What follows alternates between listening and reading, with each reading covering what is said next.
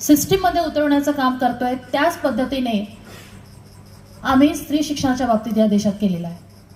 आजपर्यंत जी मनुस्मृतीमध्ये जे म्हटलेलं आहे की ही अवर्ण आहे, हिला शिक्षणाचा अधिकार नाही आणि हिला कुठलाच अधिकार नाही, आणि त्या मनुस्मृतीला गाळण्याचं काम या देशामध्ये ज्यांनी ज्यांनी केलं त्यांचं प्रतिमांचं पूजन आपण केलं.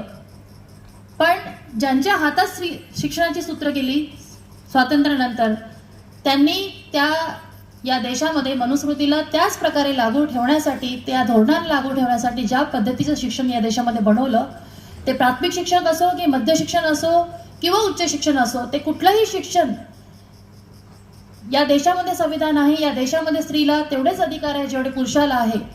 आजपर्यंत या समाज व्यवस्थेने ते अधिकार दिले नाही आणि त्याचा खूप मोठा दोष या शिक्षण पद्धतीमध्ये सुद्धा आहे. ते शिक्षण पद्धत प्राथमिक